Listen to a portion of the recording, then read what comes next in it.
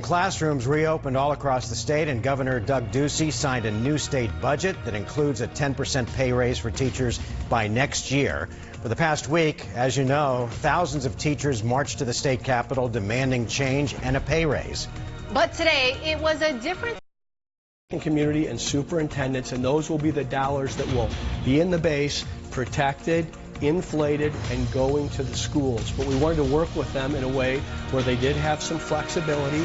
Many of the superintendents told us teachers at the bottom end of the pay raise may need some more dollars. People that have been there for years, they were going to work with them, but they will have the 20%. And the way that the state will be held accountable is our average teacher pay today is about $48,000.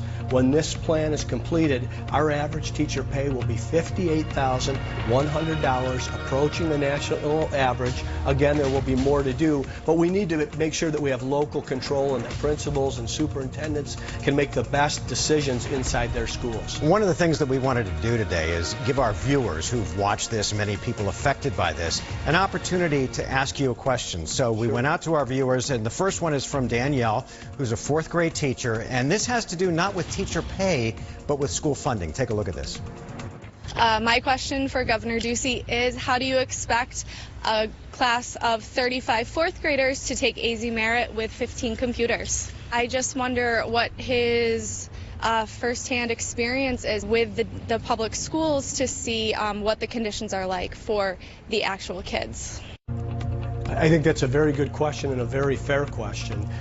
Listening to a lot of our teachers, being inside of a lot of our public schools, I think I have a really good handle on what's needed, and that's why I've been talking about these resources. We need additional resources not only for our teachers, but what happens inside the classroom. And the way that you go from a large classroom to one that's more manageable is you're able to attract more people into the teaching profession so that teachers don't have the amount of kids that maybe they can't teach or need fewer. So you reduce class size by bringing in more teachers? Absolutely. You bring in more teachers, and that's what these are also available for. And then the resources, the technology, the innovation, that's in these additional assistance dollars and the inflation dollars that are protected and ongoing. So this will be nearly $1 billion bump in our K-12 education, which at the state level is significant.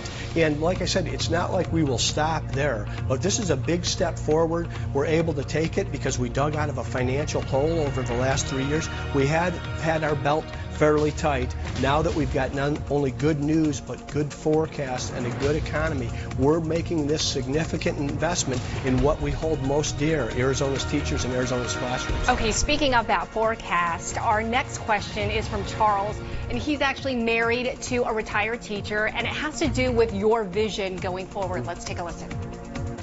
My question for the governor is, when are you and the legislature going to develop a permanent funding solution for education in Arizona, and not one that is dependent upon economic forecasts, rosy budgets, and things that can go away at the snap of a finger?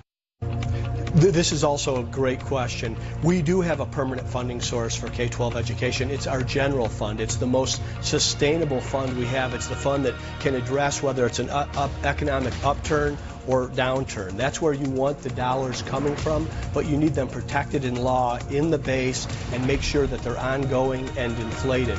I think when you hear folks talk about these other funding sources, they're talking about a tax increase.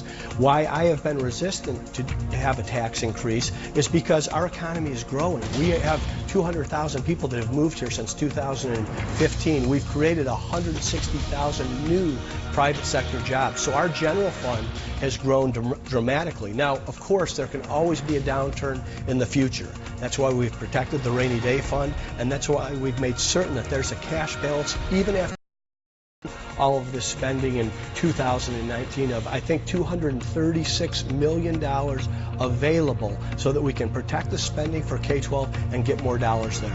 Governor, thank you so much. Thanks for having me. I really appreciate it. We thank you for answering our questions as well as our viewers' questions. My pleasure.